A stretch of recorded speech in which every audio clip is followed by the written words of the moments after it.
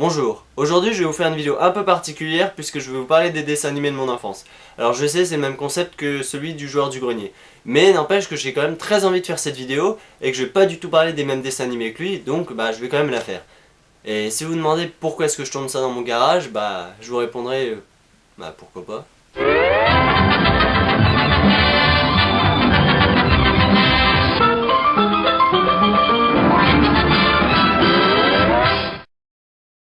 Par contre, vu que je suis pas le seul à utiliser le garage, le décor il va un peu bouger peut-être.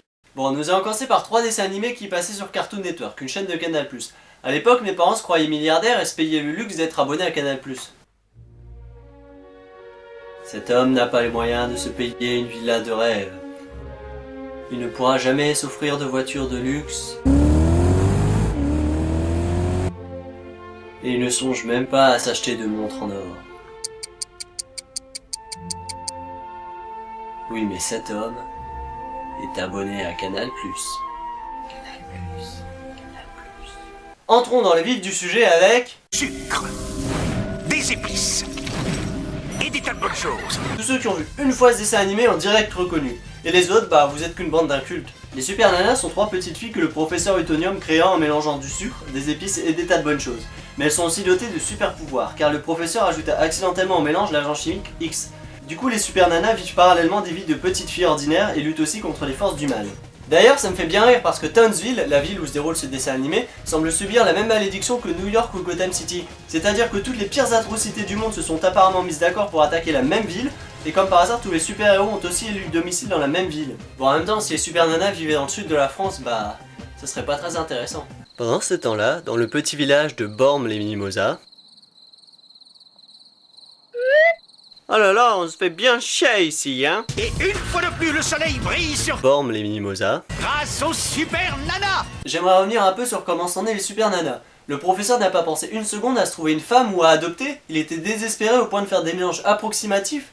Non mais écoutez un peu là, on dirait une recette de cuisine. Sucre, des épices et des tas de bonnes choses. Tels étaient au départ les ingrédients choisis pour créer des petites filles parfaites. Ah, j'imagine mal aller dans un congrès de savants fous. Il va se faire ridiculiser là-bas le pauvre. J'ai créé mon fils en me grattant une verrue que j'avais dans le dos avec une fourchette.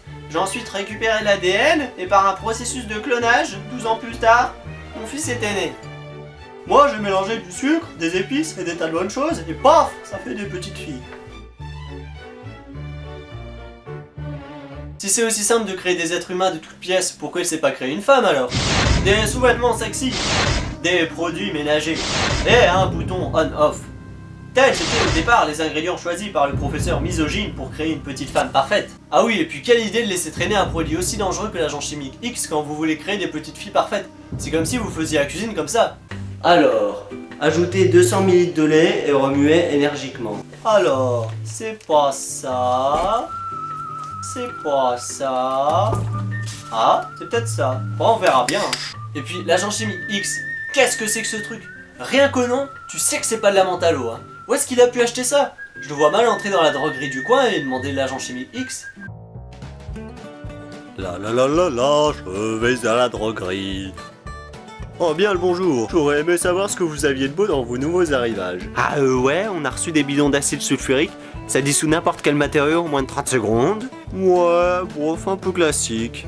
Sinon on a de la trinitroglycérine, ça explose. Un peu salissant. Ouais, sinon on a ça, quand on mélange avec du sucre, des épices et des tas de bonnes choses, ça donne des petites filles avec des super pouvoirs. Je vais vous en prendre 4 bidons, et avec ça un petit pain et une brique de lait s'il vous plaît. Passons au dessin animé suivant avec le laboratoire de Dexter.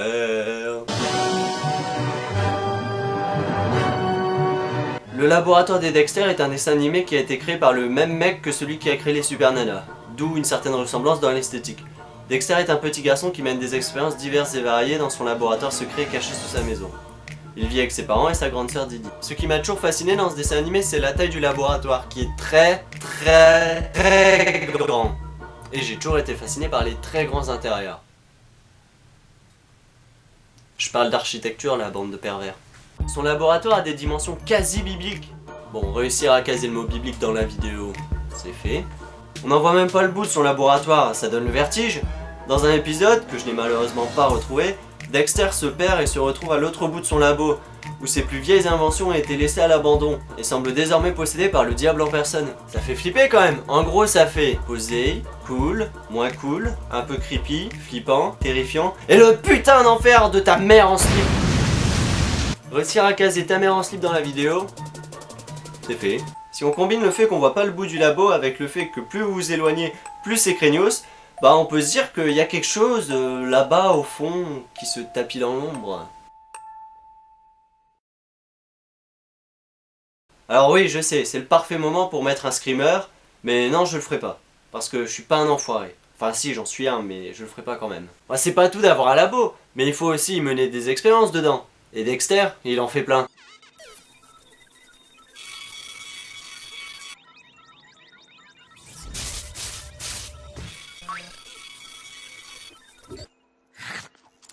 Voilà, donc le mec a inventé la téléportation et il garde son invention rien que pour lui pour téléporter des pommes.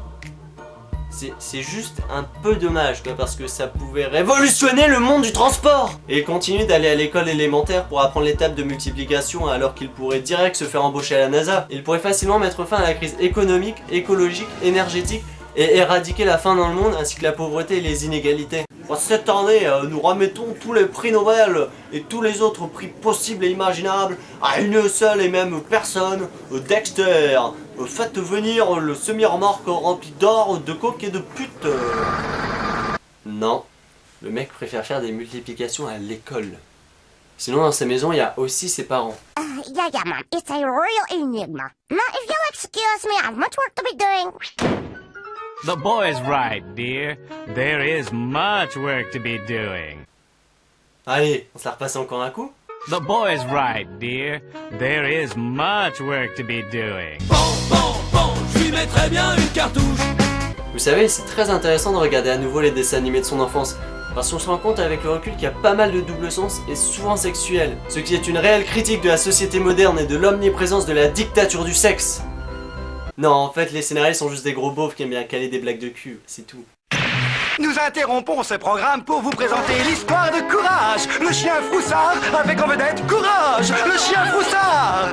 Abandonné alors qu'il n'était qu'un chiot, il a été recueilli par Muriel qui habite nulle part avec son mari Eustache Eubage.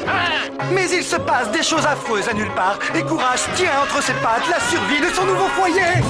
Bon voilà, j'ai essayé le générique presque en entier parce qu'il résume assez bien le dessin animé et que bah ça me faisait moins de boulot. Courage le chien froussard est un dessin animé racontant l'histoire de Courage, le chien froussard, et de ses maîtres Eustache et Muriel. Ils habitent tous à nulle part où la majorité des habitants sont soit des monstres, soit des esprits démoniaques, soit des tueurs en série. Alors déjà, qui leur a vendu une maison dans un coin aussi craignos? Pour cette dernière visite, Stéphane a choisi de sortir son plus gros atout, avec cette ferme authentique du début du XXe siècle. Donc là, on est exactement dans ce que vous recherchiez, une vieille ferme avec un charme indéniable, avec aucun souci de voisinage puisqu'elle se situe au milieu de nulle part. Par contre, je dois vous avertir que souvent, il y a des monstres ou des psychopathes qui traînent dans le coin. Ouais, c'est bien, on s'en fout, on achète. Au niveau des protagonistes, on a Muriel, la mamie gâteau, Eustache, qui est un putain de redneck, et Courage, qui est un chien rose qui conduit une camionnette. On est dans un dessin animé après tout. Et donc leur petite ferme paisible accueille souvent des psychopathes et diverses créatures damnées, ce qui me fait poser la question suivante. Est-ce que vous êtes totalement con de rester là malgré tout ce qui se passe autour? Parce que bon, les premières fois c'est peut-être juste pas de bol, mais au bout d'un moment, faudrait peut-être songer à déménager. Pour moi ça aurait dû se finir au bout de 4 épisodes comme ça. Dis Muriel, tu veux pas qu'on déménage? Ok. Mais le plus con, ça reste le chien. Je sais bien que le chien est le meilleur ami de l'homme, mais il y a quand même exagération là. Dans tous les épisodes, le chien est maltraité, on l'envoie balader alors qu'il essaie juste de sauver ses maîtres. Et lui, comme un abruti, bah il persévère. Et moi je m'attendais à chaque fois que le Klebs il fasse ça. Allez vous faire foutre, moi je me casse. Bon, si je vous dis ananas. Non mais attendez un peu, j'ai pas fini de parler là. Si je vous dis ananas sous l'océan. Mais bordel, laissez-moi finir là. Alors si je vous dis ananas sous l'océan avec de la drogue, des putes, des assassinats et du viol, hein, eh ben non, ça je déconne, y a pas ça. Bon, de toute façon vous avez tous compris de quoi je voulais parler alors. Prêts les enfants? Oui, capitaine! Oh! Bob l'éponge est un dessin animé super débile prenant place sous l'océan avec comme personnage principal Bob l'éponge qui travaille au Krusty Krab dont le patron est Monsieur Krabbe. Alors déjà Monsieur Krabbe, qui comme son nom l'indique est un crabe, a un restaurant dans lequel il vend du pâté de crabe. Non voilà c'est tout, ça s'appelle du cannibalisme sinon. Annie Crabbe, lecteur, bientôt dans les salles. Et le pire ennemi de Monsieur Krabbe est un plancton, qui souhaite lui voler la recette secrète du pâté de crabe. Faudra qu'on m'explique comment il peut se faire emmerder par un plancton. C'est tellement petit que si vous applaudissez sous l'eau, bah vous faites un génocide de plancton. Sinon il y a Carl au tentacule, qui est une sorte de pieuvre, et qui est doublé par le même doubleur français que celui de Monsieur Garrison dans South Park. Ouais, c'est ça, comme si j'étais du genre à gâcher 5 secondes de ma vie. Je sais bien qu'un doubleur peut pas gagner sa vie en doublant uniquement un seul personnage, et que quand vous aviez 8 ans et que vous regardiez Bob l'éponge, bah vous connaissiez pas South Park, et vous avez pas fait le rapprochement. Mais une fois que vous le savez, vous attendez toujours à ce que Carlo sorte des putains d'obscénités. Pour résumer, vous êtes les descendants d'un chimpanzé mutant qui a enculé un poisson écureuil. Mes félicitations. Et enfin, il y a le personnage principal, Bob l'éponge. J'ai jamais su pourquoi est-ce que je me sentais aussi proche de lui, mais maintenant je sais enfin. Non, attends! Je viens de te dire que... C'est trop tard! Tu m'entends? C'est fini! Voilà, donc on a tous les deux galéré pour avoir notre permis. Et sinon, est-ce que vous saviez que Bob l'éponge avait aussi tourné un porno avec Sonic le hérisson bleu? Parce que moi je le sais. Voilà, c'est tout pour ce dessin animé, alors au suivant. Oui, j'ai pas dit grand chose sur Bob l'éponge, et oui, j'avais la flemme d'en faire plus. Nous allons maintenant finir sur un gros morceau puisque nous allons parler des Totally Spies. Bon, les Totally Spies, c'est un dessin animé racontant l'histoire de 3 jeunes étudiantes, Sam, Alex et Clover, et qui sont accessoirement agents secrètes à mi-temps. Elles vivent à Beverly Hills, à Los Angeles. J'ai jamais vraiment su si c'était une série destinée aux filles ou une série mixte. D'un côté, il y avait un aspect très girly dans le visuel et certaines thématiques. De l'autre, bah, y avait de l'action, c'était cool, ça explosait, waouh! N'empêche, quand j'y repense, je me dis qu'il y avait quand même pas mal de censure. C'est vrai quoi, réfléchissez! 3 charmantes jeunes femmes qui sont étudiantes à Los Angeles, qui ont une villa pour elles toutes seules et qui sont probablement très populaires dans leur fac, ou en tout cas qui n'ont sûrement aucun mal à se faire des amis, n'allez pas me faire croire que leur soirée se passait comme ça. Non, je suis sûr qu'ils ont un peu censuré et qu'en vrai, bah, ça se passait comme ça.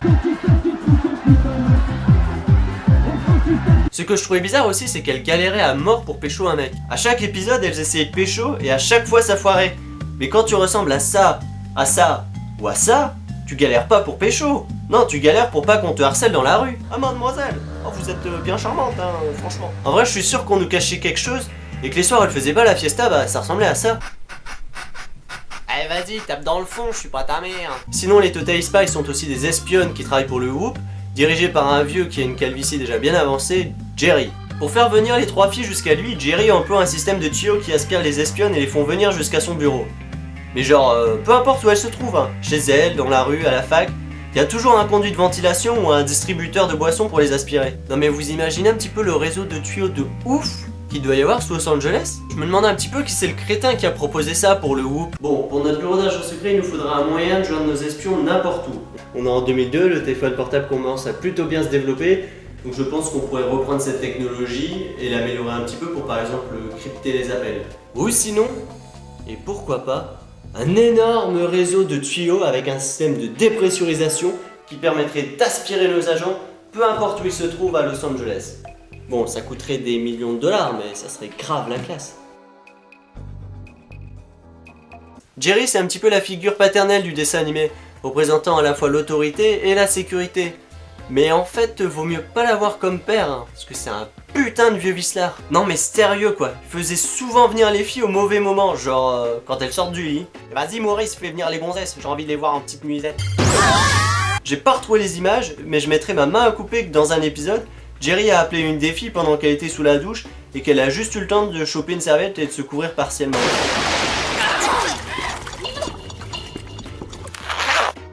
N'empêche, après avoir vu $1 Million Baby, je me dis que ce dessin animé aurait pu s'arrêter très brutalement avec ces conneries de tuyaux.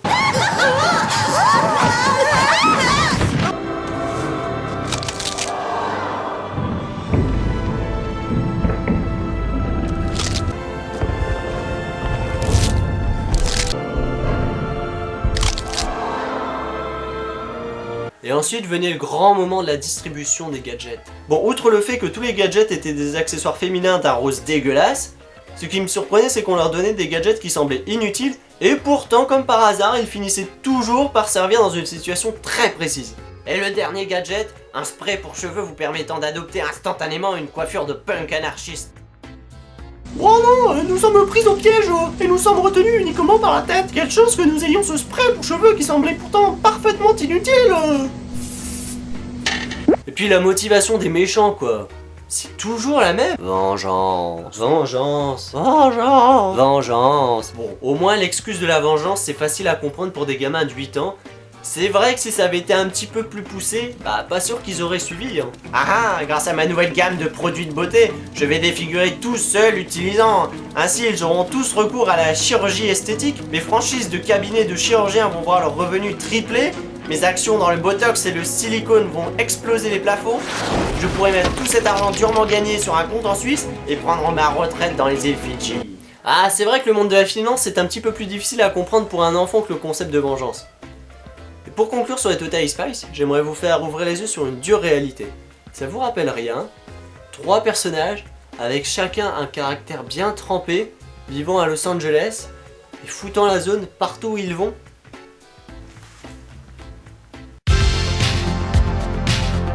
What do you want, Michael?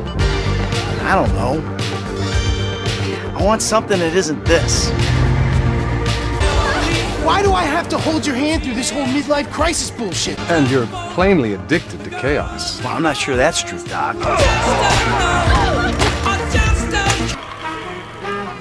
So you giving me a lecture about not being a good enough gangbanger? That's all we got? That's what hell it is. You ain't gotta like it cause the hood don't love it. Enjoy them hoes, homie. Yeah, whatever. I ever tell you about Trevor? Major drug dealer. Real hillbilly type shit. Lots of friends. I mean, things could get really messy.